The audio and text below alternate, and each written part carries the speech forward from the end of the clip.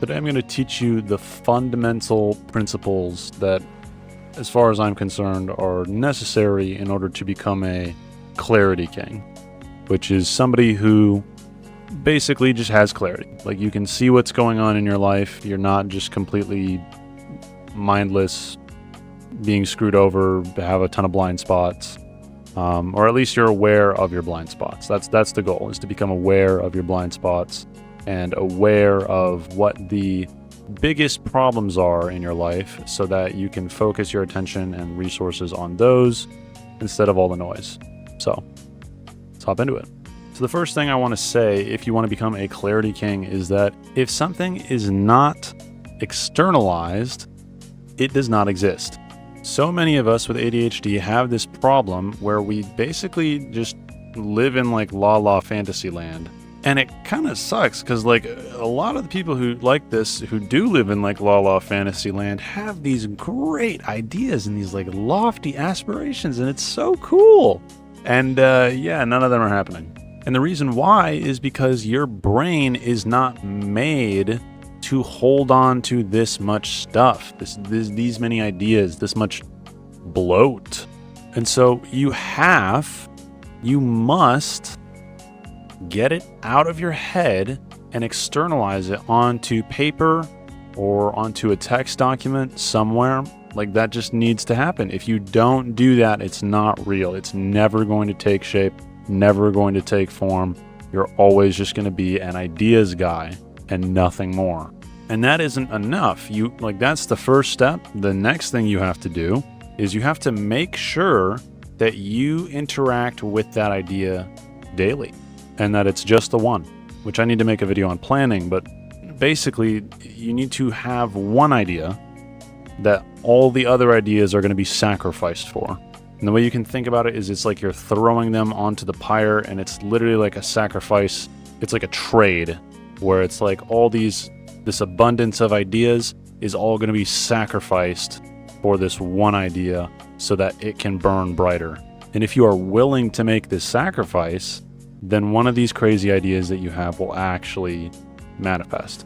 But how this relates to clarity is that you actually need everything to be externalized and sitting in front of you. You need to have all the variables sitting in front of you, because when you have ADHD, you have like low RAM. Your working memory is shot. It's like dog water. And so you cannot be expected to have clarity, because you literally can't even hold enough things in your head at a time. It's just impossible. It's literally just impossible, is how I want you to think about it. It's not impossible, however, if you externalize it and you have it all visually before you, so that way you can grab and see all of them quick enough in fast enough succession where you're not like constantly forgetting the one thing. Because I don't know about you, but like if I don't hold on to an idea or have somewhere where I can easily put it back in the head, it's just gone in a few seconds. Like whatever data, whatever value, whatever thing I was supposed to remember, like a number, like a measurement, that go to measure a piece of wood to cut it and then walk over to the saw and it's like, So like you need to write things down. Like really, you have to externalize things because your brain just isn't good enough at this. So if you want clarity and you have ADHD, externalize literally everything. If you want to do something, externalize it. Which brings me to my second point, knowing oneself. And a journal is a great tool for this, but the value of knowing yourself is that it gives you very strong no's and very strong yeses. The no's are much more important than the yeses because we live in a world of bloat.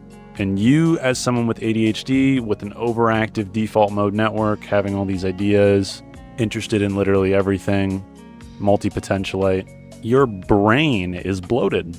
It's bloated and it cannot hold on to all the bloat. And so you don't want to be an opportunivore and like go around and like hitting opportunities. I'm about to hit you with the hard truth. Most opportunities are just distractions in disguise. All these crazy, incredible things are just bloat.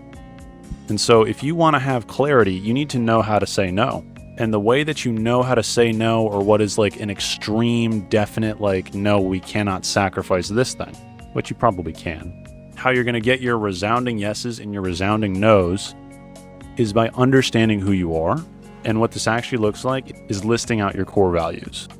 So you're going to list out your core values. You're going to list out who you really are, what you're really about.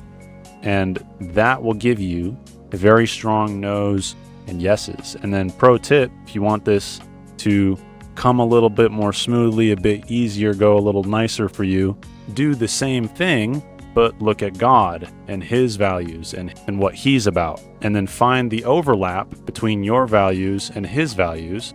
And that will narrow down your focus even more. Because if you're doing what God wants, you'll succeed. And if you don't succeed, it's because you were doing something that God didn't want, or you're not ready yet.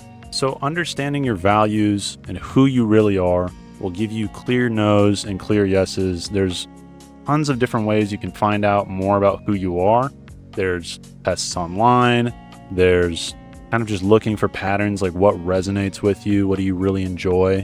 What do you really dislike? What does your heart bleed for? Like what really upsets you, or what are you super passionate about? And then kind of find the patterns in between all those. But then if you want more clarity, so that's a really great place. So you know yourself, you know you have to externalize things. So now if you want clarity in decision making, all decision making is actually just cost analysis. There's a cost of risk, there's a cost of focus, there's a cost of time, there's a cost of money, there's a cost, they're all just costs. Like every decision you make is determined by what does it cost. And if I don't, what does that cost? And if I do this instead, what does that cost? So ROI is your friend, which stands for return on investment. It's what you get for what you put in. So it's the difference between what you put in versus what you're getting in return. If somebody told me, hey, I have a job for you, it's going to be a great job, I'm going to pay you $2 an hour, and you're going to do this like arduous, laborious, backbreaking work. Doesn't that sound great? I'm going to be like, no, the return on investment of that is horrible because I value my time. And I know that time is more valuable than money. And I know that I don't want to do backbreaking work. And so if you're going to give me $2 for like some crazy dangerous work, that's not a good deal. And so really for decision making and clarity, understanding what is a good deal. What is my ROI? How much do I have to put in versus how much will I get in return? So you've probably heard of the 80-20 rule, where you try to find the 20% of what to do that's going to result in 80% of the value. And then understand that 80% of the opportunity around you, or the things that you could do, is actually just noisy nonsense. It's not helping you. It's not the needle mover. It might seem like it. It might feel like it, but it isn't. So we just got done talking about cost. You only have so many resources. So you need to be able to afford things. And if you want to be able to afford things, time, money, focus, attention, like all of these different variables, you need to find the signal within the noise. And I want you to think about this as like most of reality is bloated. Most people's minds are bloated. The internet is completely bloated. Your house is bloated with things, with items. Your fridge is bloated. Literally everything around you is bloated, bloated, bloated, bloated, bloated. And if you want to get more out of life, you have to sacrifice things onto the pyre, where it's like, I'm going to cut this out, I'm going to cut this out, I'm going to cut this out, because it's too high of a management cost. It's too taxing on my brain and my energy and my time. Just these little tiny things that add up over the course of the day. And I'm going to give you an example. I don't do this anymore. I wish I could still do it, but I used to only have one pair of clothes. I mean, I had multiple pairs, but they were the exact same pairs. Like they were exact same shirt, exact same pants, exact same socks. And I just had a ton of them. And that reduced the decision making of like, oh, what am I going to wear? Or like, oh, let me put this.